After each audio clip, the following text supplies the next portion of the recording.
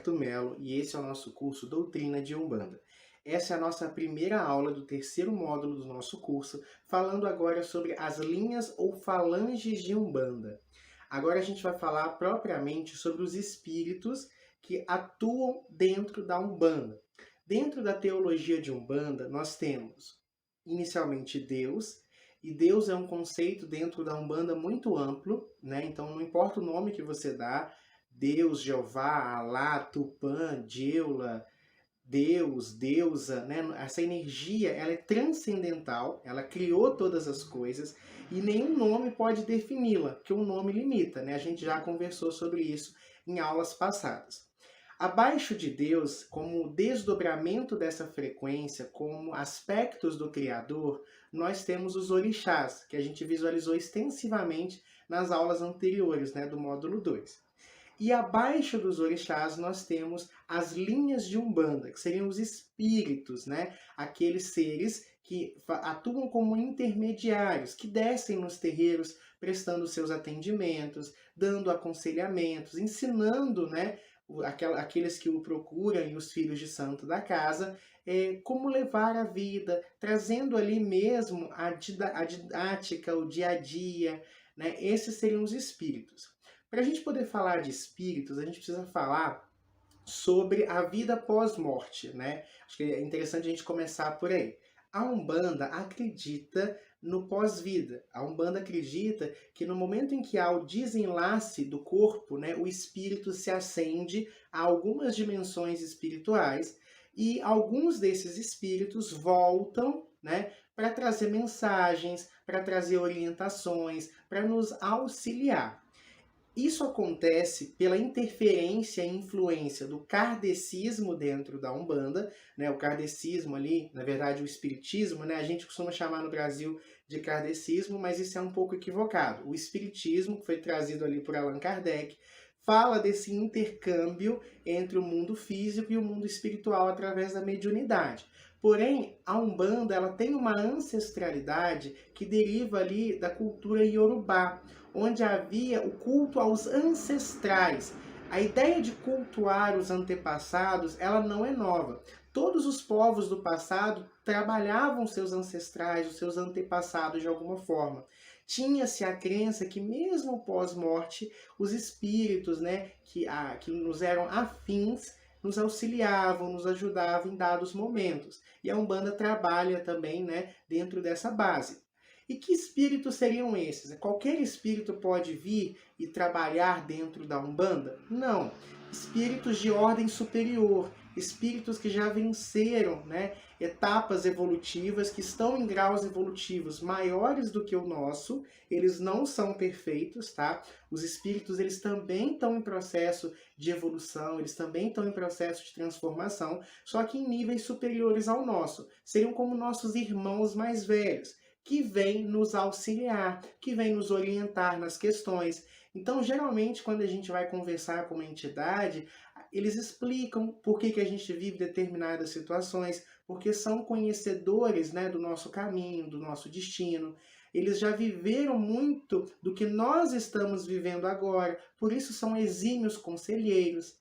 Além disso, a Umbanda é uma religião que permite que povos distintos, desde ali, por exemplo, dos ciganos, os caboclos, os indígenas, né, os negros africanos, né, culturas, o povo do Oriente, né, possa trazer para dentro dos terreiros o seu conhecimento, tanto o seu conhecimento espiritual quanto as suas práticas religiosas.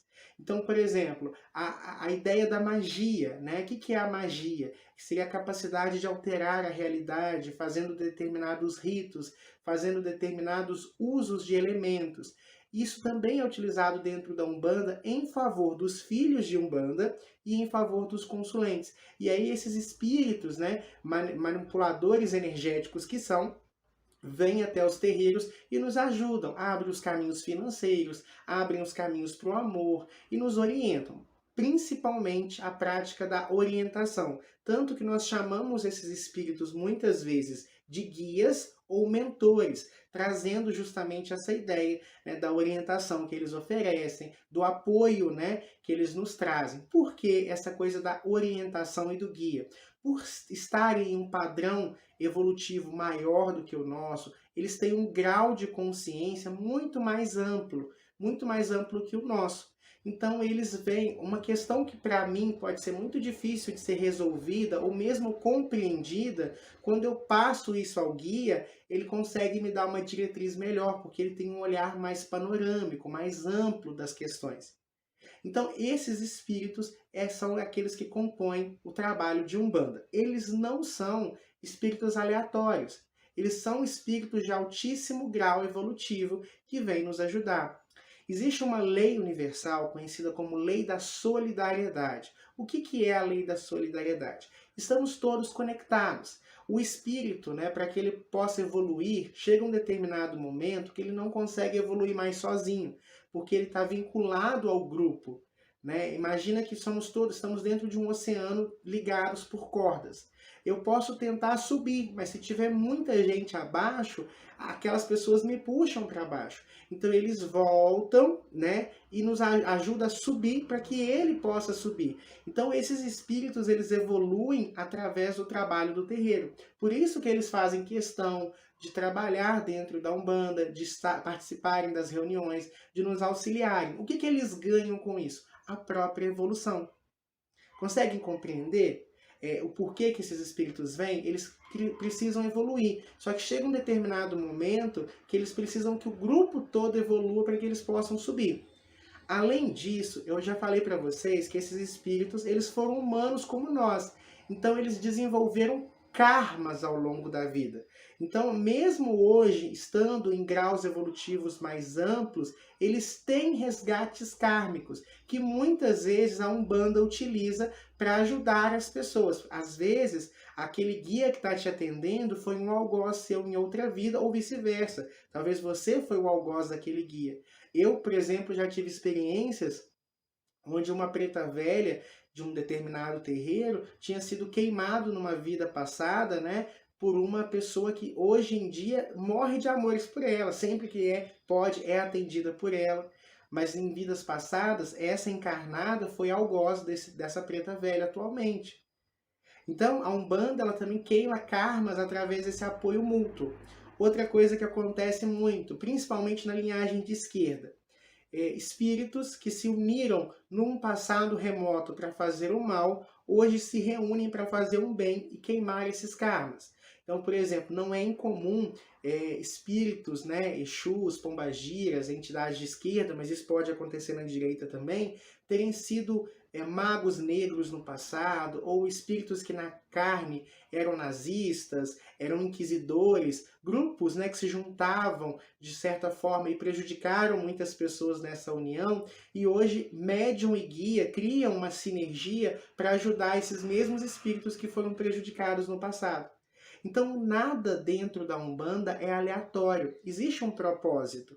E a Umbanda, que a gente já conversou, que é esse sistema, esse conjunto de leis divinas, utilizam os terreiros, as práticas ritualísticas, para irem ajudando na evolução e queimando karmas. Porque para que eu possa evoluir, as amarras que me prendem precisam ser cortadas. E essas amarras precisam ser quebradas. Por isso a Umbanda faz uso da magia, da mística, para esse tipo de coisa. Então, os espíritos, que se atuam na Umbanda, eles atuam em chamadas linhas ou falanges, Como assim linhas? Você vai ter vibrações diferentes. O pai Zélio Fernandino de Moraes, ele instituiu um ponto que era o seguinte: todo espírito que se propusesse a caridade seria bem recebido. Os mais evoluídos ensinariam, os menos evoluídos iriam aprender. Então a Umbanda é um leque aberto, só que ela trabalha com vibrações. Cada linha tem uma vibração específica. Por exemplo, a linha dos ciganos, a linha dos pretos velhos, a linha dos caboclos, a linha dos herês, a linha das pombagiras. Essas linhagens distintas seriam como agrupamentos energéticos, são egrégoras, sistemas. Geralmente, as histórias dessas linhas são muito parecidas. Então, por exemplo, o arquétipo da linha. O que é arquétipo? Arquétipo vem do grego, Arqueos é algo como ideia original, imagem original. Então, por exemplo, o caboclo. O caboclo é o arquétipo do indígena, o arquétipo do homem que vivia em contato com a natureza. Geralmente, nessa linha, abarca-se os indígenas brasileiros, os nativos americanos, né, espíritos, pessoas que estiveram muito ligados à natureza. A linha, por exemplo, dos pretos velhos é a linha, né, dos ancestrais, é a linha dos sábios, né? Então, geralmente ali vai vir aqueles negros escravos mais velhos, mais sábios, mas não necessariamente só espíritos que foram escravos, né, que foram escravizados, ocupam essa linha. Não é incomum sábios de várias culturas e etnias manifestarem nessa linha, porque essa linha é aquela que melhor condiz com o padrão vibratório. Cada linha possui um mistério, possui orixás que sustentam aquela linha, que a gente vai estar estudando, né, à medida que a gente for estudando essas linhas, e elas são diferentes. Então, por exemplo, o trabalho de um preto velho é diferente do trabalho de um herê, que é diferente do trabalho de um caboclo, que é diferente de um trabalho de um exu. Porque a vibração, a história, o poder deles, o mistério deles é diferente, tá? Mas todos eles são muito sábios. E você não pode dizer, por exemplo, que um caboclo é mais evoluído que um exu. Depende. Existem exus que são mais evoluídos que caboclos e pretos velhos. Tá? A linha que a entidade ocupa não necessariamente quer dizer que ela é mais ou menos evoluída. E dentro de uma mesma linha você vai ter espíritos mais ou menos evoluídos. Sempre mais evoluídos que nós encarnados. Mas entre eles vai existir graus diferentes de evolução. Tá? Isso é importante que vocês saibam. Então, as linhas e falanges são essas, tá? São agrupamentos. Dentro de uma linha, por exemplo, dentro da linha dos caboclos, existem subdivisões. E aí são centenas de subdivisões. Então, você vai ter lá caboclo ventania, caboclo arranca-toco, caboclo sete montanhas. E aí, que aí já são mistérios e atuações, frequências que eles manipulam dos orixás. Basicamente, para vocês entenderem, fica mais fácil se vocês entenderem, esses nomes, né, que as entidades carregam seriam como especializações que elas têm. Vamos pensar no médico. Você forma médico, mas aí depois que você forma para médico, você faz especializações. Ah, eu sou oculista. Ah, eu sou, por exemplo, deixa eu pensar aqui. Ah, eu sou neurologista, eu sou clínico geral, eu sou, né? Você tem várias linhas de formação que você vai atuar. A Umbanda e as linhas de entidades é a mesma coisa. Então, por exemplo, Maria Padilha tem um nível de atuação, Maria Quitéria tem outro nível de atuação, Maria Mulambo tem outro nível. Então, esses nomes que elas carregam servem para explicar um pouco da função dela, no que ela evoluiu, qual que é o mistério que ela trabalha, quais são os seus orixás. Através do nome de uma entidade, a gente consegue visualizar os orixás que ela trabalha, quais energias fazem parte do mistério dela. Por exemplo, o Tranca-Ruas, que é um Exu que manipula a energia de Ogum. Agora, Tranca-Rua das Almas trabalha entrecruzado na irradiação de Obaluayê com Ogum. Né? Então percebam que os nomes também vão falando muito da atuação e da mudança energética ali daquelas linhas, tá? Importante que vocês saibam. Existem entidades que se dividem basicamente em linhas de direita, linhas de esquerda e linhas acessórias ou intermediárias, que seriam aquelas que vão descer na direita ou na esquerda. Linhas de direita é basicamente preto velho, caboclo e herê, que é a tríade formadora da Umbanda que a gente fala. Linhas de esquerda, basicamente, Exu, Pombagira e Exu Pombagira Mirim. Isso compõe a tríade da esquerda, tá? Que seriam os mirins das trevas, né, da esquerda, Pombagira e Exu. E as linhas intermediárias aos acessórios são aquelas linhas que vão transitar entre a direita e a esquerda. Cigano, marinheiro, por exemplo, boiadeiro. Essas linhas são chamadas linhas acessórias. Mas você vai ter também na esquerda linhas que nós chamamos de pretos velhos quimbandeiros, que seriam pretos velhos que atuam na esquerda. Caboclos quimbandeiros, que seriam caboclos que atuam na esquerda. Isso também pode acontecer. E o que é, Gilberto, esse direita e esquerda? A gente vai ter aula específica sobre, mas basicamente nessa primeira aula conceitual, esquerda vai trabalhar com as leis, né, das trevas, e não entenda trevas aqui como mal. A esquerda basicamente ela vai paralisar aquilo que precisa ser paralisado, impulsionar o que precisa ser impulsionado, por isso as suas cores predominantes são vermelho e preto. A gente já visualizou isso em Exu. Aqui é importante que vocês revisitem a aula de Exu. E as linhas de direita elas vão impulsionar as coisas, trabalham predominante em cores mais claras, porque a função da direita é impulsionar, é orientar, é levar adiante, é fazer a manutenção. É uma ação mais paliativa, né? É uma ação mais libertadora. Os Exus, as pombagiras, as entidades de esquerda, elas são mais intervencionistas, tá? Então os espíritos vão manifestar em direita, esquerda ou linhas intermediárias, nessas falanges que a gente já conversou, que é Preto Velho, Caboclo, Herê, Pombagira, Exu, e dentro daquilo que eles são. É uma pombagira, ela ainda vai ter subdivisões.